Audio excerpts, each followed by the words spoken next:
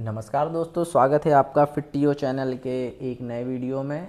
आज हम बात करेंगे ट्रांजिस्टर एम्पलीफायर कॉन्फ़िगरेशन में जो हमारे कॉन्फ़िगरेशन होते हैं, जैसे common emitter, common base, common collector. तो इनसे जनरली जो अभी एग्ज़ाम होने वाला है हमारा ITI ट्रेनिंग ऑफिसर का,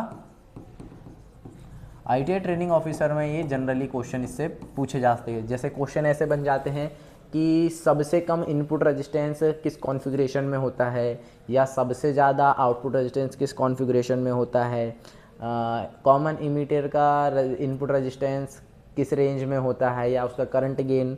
तो ऐसे जब क्वेश्चन बनते हैं तो एक सिंपल से चार्ट से हम इसको ऐसे आसानी से समझ सकते हैं। ठीक, जैसे कि अगर मैं बात करूं तो सबसे कम इनपुट रेजिस्टेंस जो होता है वो हमारा होता है कॉमन बेस का। ठीक, कॉमन बेस का जो इनपुट रेजिस्टेंस होता है वह 20 ओम होता है। और सबसे ज़्यादा किसका होता है, तो सबसे ज़्यादा होता है कॉमन कलेक्टर का। कॉमन कलेक्टर का जो इनपुट रेजिस्टेंस होता है वह 20 किलो ओम से लेकर 500 किलो ओम तक होता है। जो मध्य मीडियम बात करते हैं कि जो कॉमन इमीटर होता है उसका जो इनपुट रेजिस्टेंस होता है वो मीडियम होता है। सबसे लो किसका हो गया, कॉमन बेस का। सबसे ज़्यादा किसका हो गया, कॉमन कलेक्टर का। और जो मीडियम होता है वह होता है कॉमन इमीटर का, यानी कि 1 किलो ओम से 10 किलो ओम तक के होता है।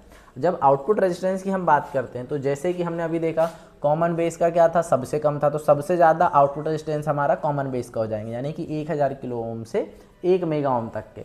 और सबसे ज़्यादा किसका था, कॉमन कलेक्टर का था इनपुट रेजिस्टेंस। तो जो सबसे ज़्यादा आउटपुट रेजिस्टेंस हो जाएगा वो हमारा कॉमन कलेक्टर को हो जाएगा 50 से 500 ओम हो जाएगा। और मीडियम पे थे हम कॉमन इमीटर में 1 किलो ओम से 10 किलो ओम, तो हमारा जो आउटपुट रेजिस्टेंस हो जाएगा वह 10 किलो ओम से 100 किलो ओम हो जाएगा। इसी के आधार पे जब हम आगे बढ़ते हैं तो जो करंट गेन होता है वह 20 से 500, ये भी हमारा गेन क्या हो गया, मीडियम में हो जाता है। ठीक है, और फिर जब हम आगे बढ़ते हैं तो सबसे कम में 0.95 से 0.99 किसका, कॉमन बेस का। और इसका कॉमन कलेक्टर का हो जाता है हमारा 50 से 500।